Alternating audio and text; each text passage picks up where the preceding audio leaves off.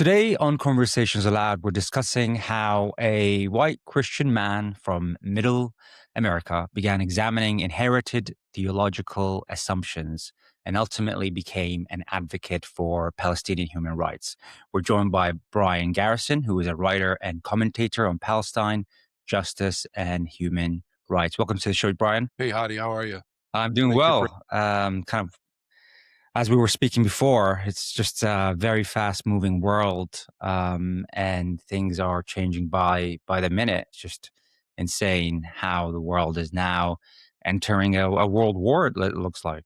My first question is, what is the mood in America right now? From what I'm seeing online, there's a lot of confusion. There's a lot of anger. The president that promised no wars is now starting a war a couple days after initiating the Board of Peace. What's the mood in the U.S. right now? Well, Hadi, the world is decidedly different than our conversation since our conversation last Friday. Uh, yeah, I think the mood overall is. I think confusion is probably a good way to phrase part of the gamut of emotions that we're going through right now. Primarily, that I think is because the president administration doesn't seem to have a clear agenda in this attack. I think the agenda right now is just bomb the hell out of Iran and see what happens. So there's that, and there is a fair amount of anger.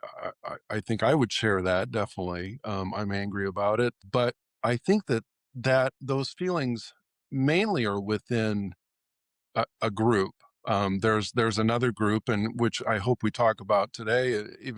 Evangelical Christians and Republicans still seem to be in favor for what is transpiring, and I just, for the life of me, cannot understand this thinking. So Yeah, and looking forward to kind of going deeper a bit on this. So I guess to the topic why we were discussing, why we've joined together today and having this conversation, regarding kind of your journey around understanding the situation in Palestine. I mean, how did your journey really begin in understanding the Palestinian conflict? Was there a specific moment or an encounter that changed things for you? I would say that it's been a journey. There have been several things along the way that have planted seeds in my mind and have um, just come to a culmination. I think in my Christian language, I would say that every human being bears the image of God, and I know my Muslim brothers and sisters would think of that a little bit differently, but the principle is still the same. Every human life carries a sacred dignity, and if that's true, and I believe it's true, then no political or theological framework should make it easier to justify human suffering.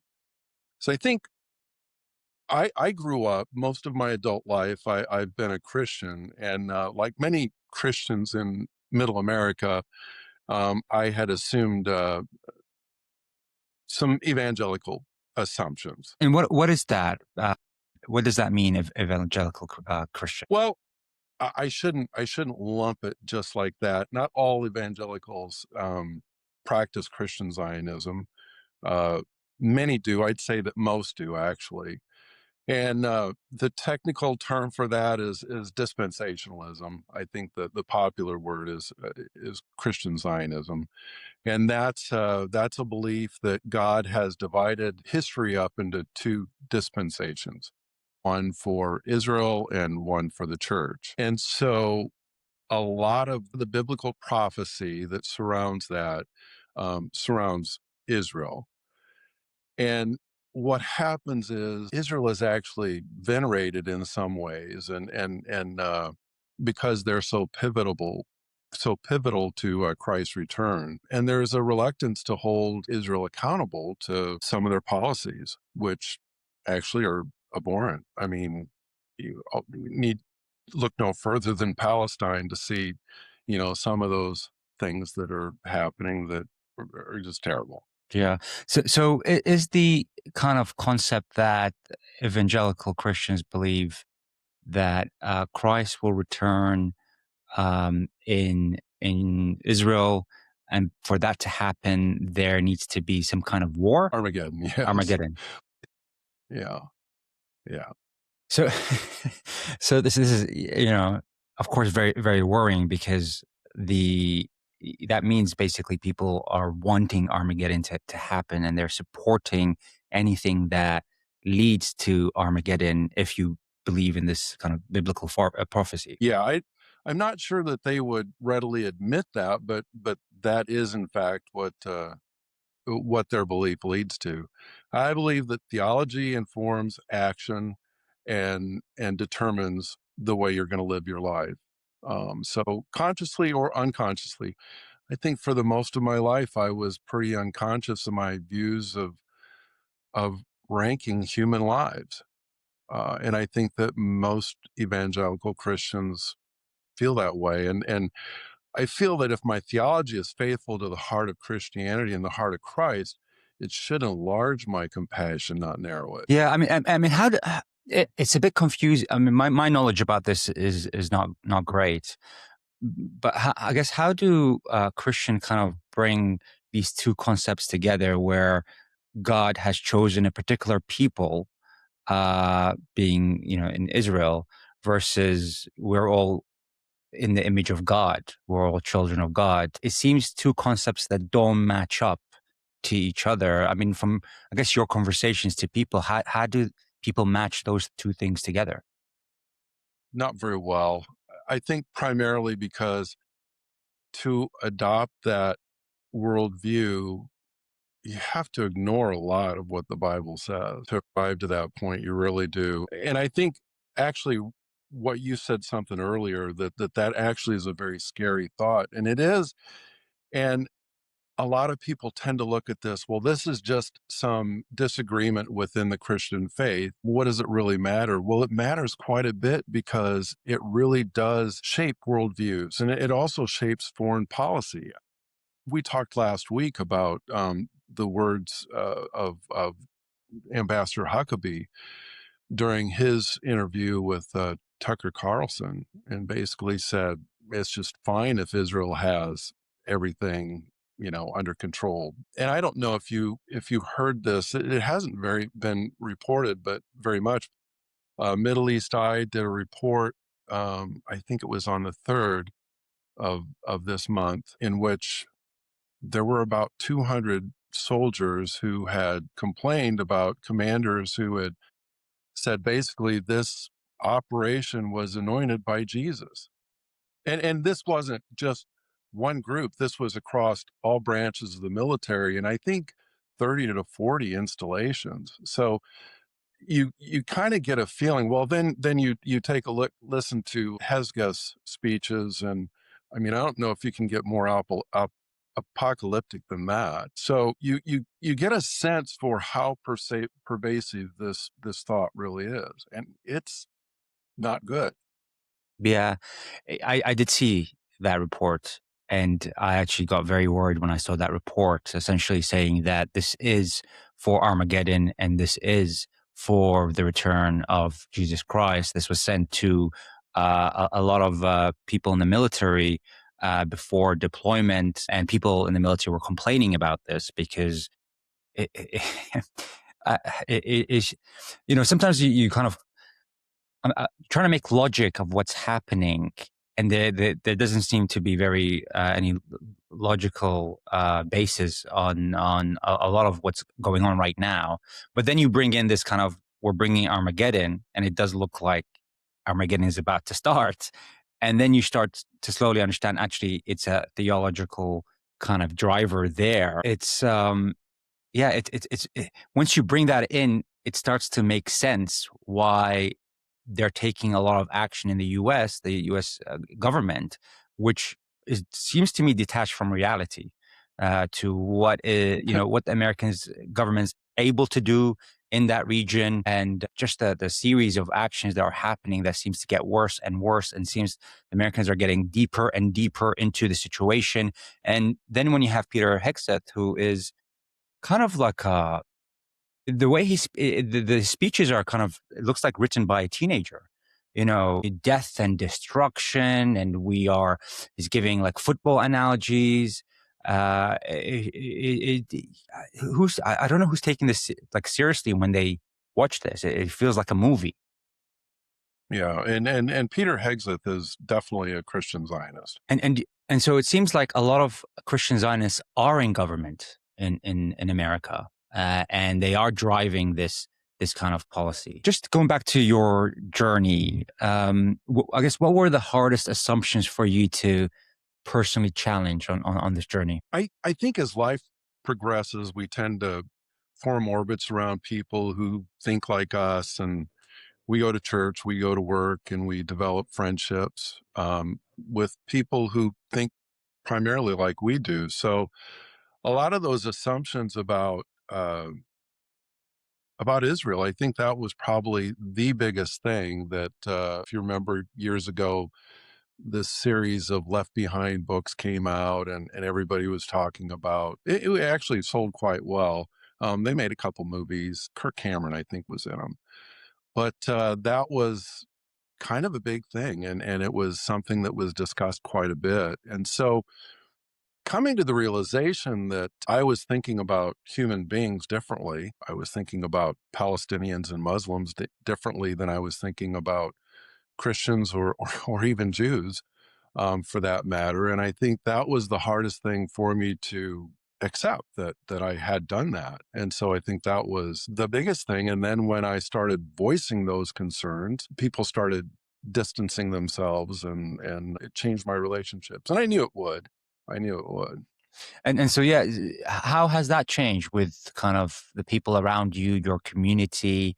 Are you still able to be part of this community, or is it now a challenge? It is a challenge at times, but I actually think maybe some of these relationships that have become distant, maybe they weren't real relationships before. I mean, I think that there should be room in all our relationships to voice the way that we feel and without repercussions. But of course, that's not human nature, is it? I have a sister that who's actually, this is strange, I know. I have a sister who's an Orthodox Jew and avowed Zionist, and I'm dead to her Mm. and her daughters who live in Israel. I have friends who live in Israel, and I have family there. So that's been a little bit of a challenge, but I wouldn't change it. I mean, I sleep better at night, I guess I would say. Yeah. And I guess the past 2 years, 3 years, the situation that happened in Gaza and in Israel, has that kind of given you a different perspective or gave you more conviction? How did that impact you? Oh, it has absolutely given me more conviction. I would almost say that even up to October 7th, 2023, um, I still would say that Israel has a right to defend itself by any means possible. Following October 7th, as I started seeing the Palestinian death toll rise at an alarming rate, I just became more and more disgusted. I couldn't believe that this was happening. And when I would express this to friends and some family members, it was oftentimes couched with, well, if that's what it takes, then that's what it takes. And I said, I just, how many Palestinian lives is it going to take to atone for October 7th? And then it got even more so because I started digging into Palestinian history. Like I'll admit that I was very ignorant of Palestinian history before, but I started reading, people like Pape and Khalidi, and uh, it just made me understand that this has been going on way before October 7th. And actually, we're coming up on a century, over a century of 100 years war on Palestine. I think my theological views have changed too, but I think the other thing that changed was um, having transformational conversations with Muslims. Uh, and actually, I don't know if I'd ever even spoken to a Muslim before that. And I think that once I started having those conversations, just totally reinforced the fact that, I mean, we're all humanity. I have more in common with my Muslim brothers and sisters than I have apart. They want to raise their children. They want the best for them. They want an education for them. They want to earn a living. They want to live. They're humans, essentially. And more to that, they also believe that Jesus Christ is a prophet for them, and Mary is revered as one of the best women in history. It's part of their religion, and as a person that has lived in the Middle East myself, we've lived with Christians for a very long time peacefully. We'd never had this kind of "you're Muslim, I'm Christian" thing. In Iraq is where I used to live, and we had neighbors that were Christian before the war and the sectarian violence that happened following that. That changed after the war, not before the war, which is very telling about how things are. And I think the problem is how the media kind of portrays the situation. Is, to your point, I think a lot of people on October 7, even though that was an awful day, woke up and understood the history of what has happened to this region, and also shockingly how people are unaware of the situation in this in the region. So I think there has been a big awakening since 7 October, in spite of it being a terrible day for everyone, really. I agree with that, and there are some encouraging things that have happened. I don't. There was a Gallup poll that was just released, I think last week, that for the first time in the United States, there is more sympathy for Palestinians than Israel. That's great, but it still is concerning because it still means that there's 59% of the United States population that does not have sympathy for Palestine, and Yeah. which just blows me away. Especially after what you see has happened to Gaza. I mean, when you look at videos and images, and I've spoken to reporters who have been there, and they say it's like the end of the world, essentially.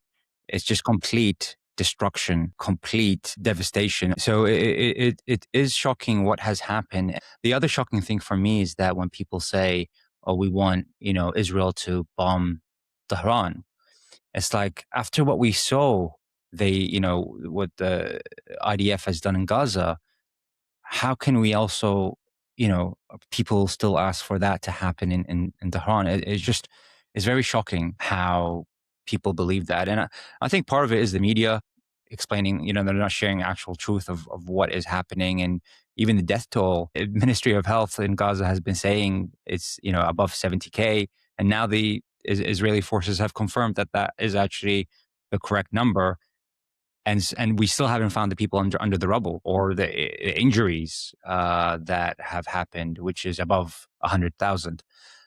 So it is a big shift, a big change, definitely. Oh, and that count is just the people who, and I think it's so much larger than that.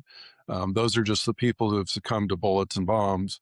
But you look at the withholding of humanitarian aid and all that. I mean, the cost of life has just been horrific. But I think no, it's not reported here in the United States. It really is not. And when it is, the language is such that it doesn't tell the whole story. For sure. Yeah, to that point, the more than 70,000 is the direct killing by the IDF. It doesn't include, or because the people don't have access to medical care, the withholding of food and water, and obviously medicine, all that has killed a lot of more people. Do you think American politics has shaped evangelical views on Israel, or is it the opposite? I think it's the other way around. I really do believe that that the evangelical church should be accountable to what is being said. And the non-evangelical church, I think that for the main part, they're doing a very good job. The Presbyterian Church, I think, is standing with. I think they've gotten some very nasty letters from the ADL lately about their stance, their support of Palestine. So, but I think more needs to be done within the Church of Christ to stand up and say this is wrong. This is not what our Christian values ask us to do. For sure. And we're seeing, I think, big platforms like you said, Tucker Carlson, who is bringing Christians from Palestine to speak about the challenges that they face themselves over there, which I think is quite important for sure. I mean, how do you, whoever criticizes Israel, we're always kind of thrown in the kind of anti-Semitism bucket. How do you reconcile the criticism of the Israeli government policies with accusations of anti-Semitism? I don't speak against Jews or Judaism. That is, Judaism is a faith and one that I have much respect for. What's really driving this is the political ideology of Zionism. It's very interesting because Christian Zionism, dispensationalism, came about in the 19th century about the same time that Zionism did. So I find that very interesting. I'm not a conspiracy theorist, but I also don't believe in coincidences. So Yeah, I mean, I always thought myself as a conspiracy theorist, but seeing how the media right now is portraying this conflict that we're seeing at the moment uh, just makes me question everything. And I don't like yeah. to be in that place where you're just questioning everything. You just don't believe anything people are saying because it's a dangerous road. It's a very dangerous road because then what's real? You know, what's real in history?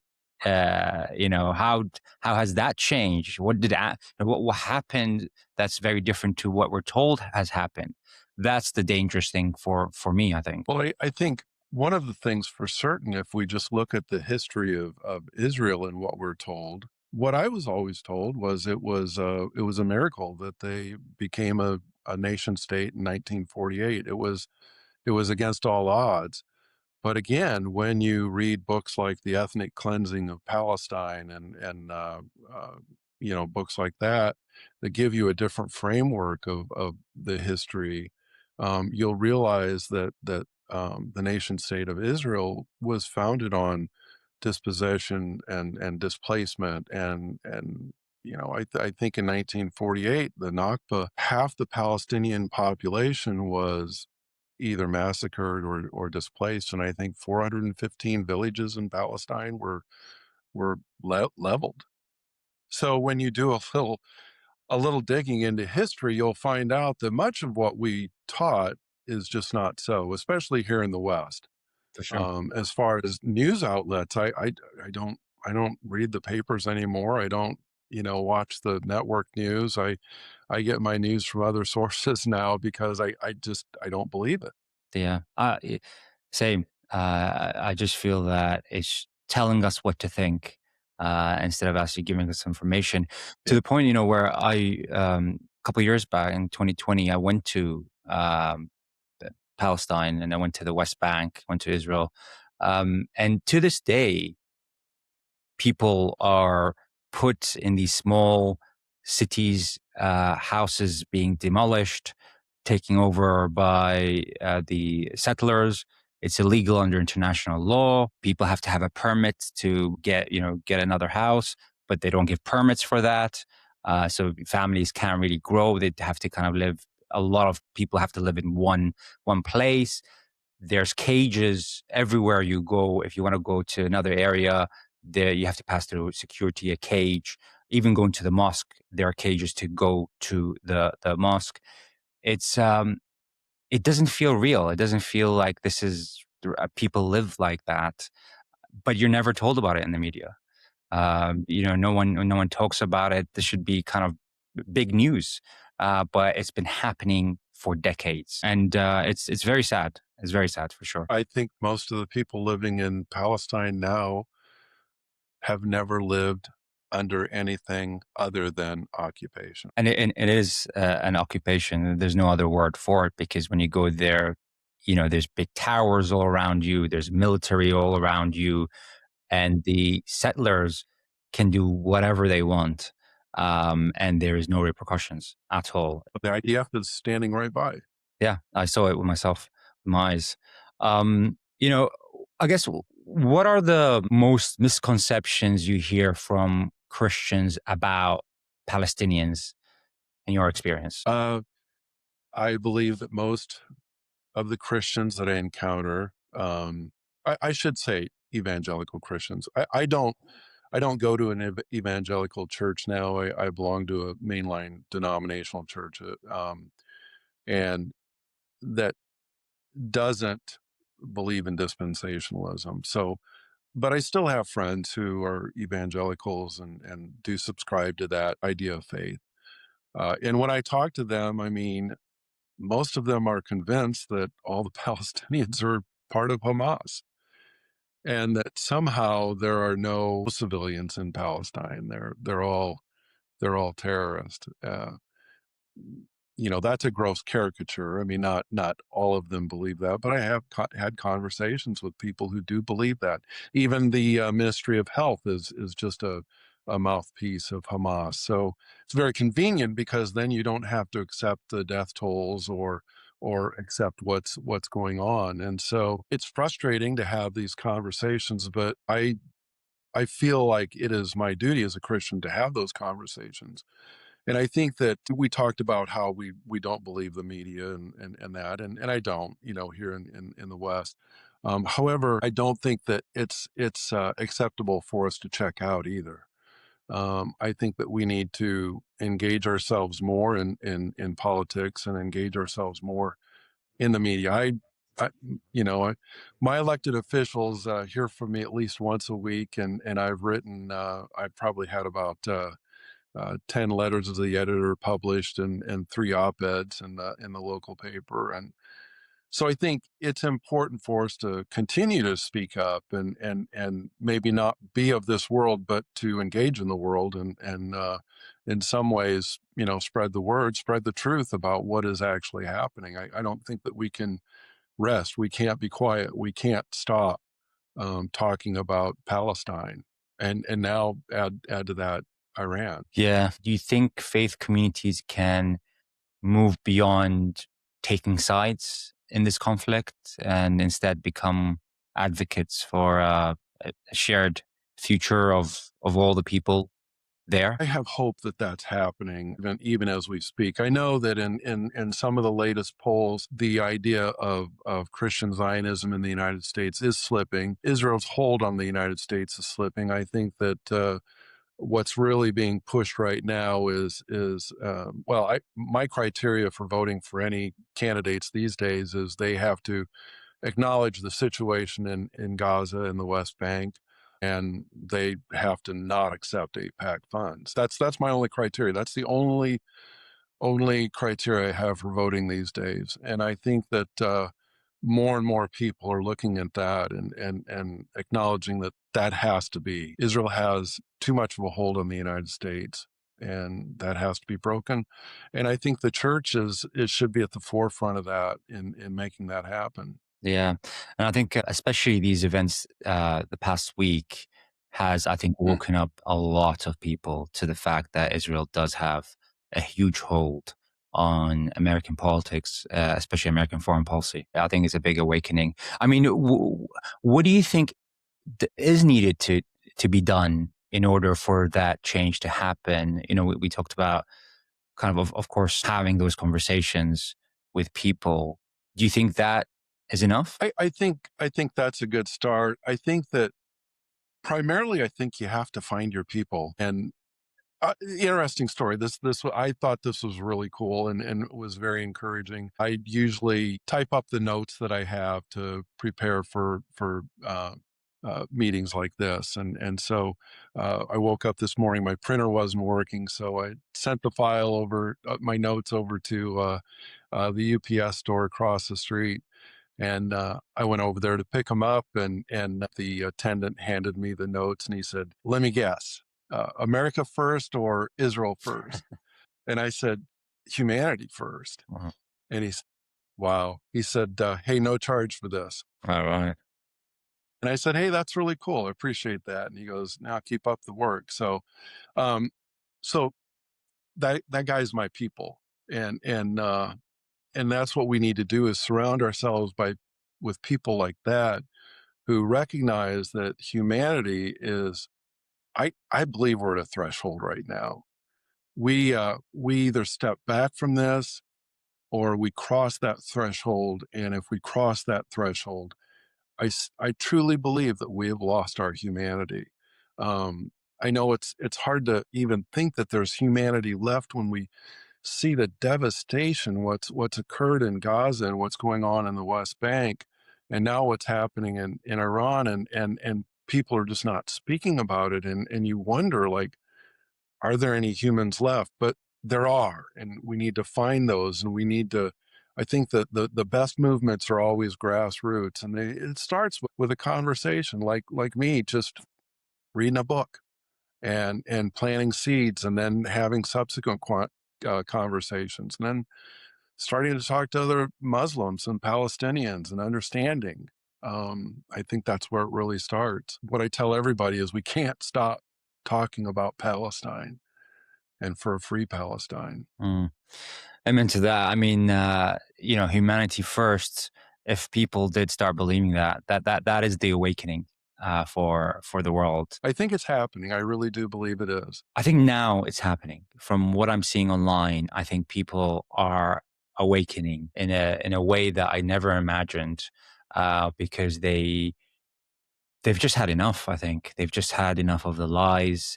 They've had enough of the destruction, and they just don't trust the people in power. And they realize that there needs to be change quickly, or else this could easily lead to a level of destruction that we have never seen. For sure. Um, Brian, it's been great speaking to you. I mean, is there anything that you feel we missed out that you want to highlight? The only thing I want to emphasize is, as I said, dispensationalism, Christian Zionism, is a very recent occurrence in the long history of Christianity. You know, if you read the Bible, if you understand the teachings of Christ, you would understand that he stands with the oppressed. He doesn't stand with the oppressors. So that's the message that I would send to any Christians who are listening right now, that the heart of Christ is not an empire. That's the main thing that I wanted to say. 100%. Thank you so much, Brian. If people wanted to reach out to you or find more of your work, where can they do that?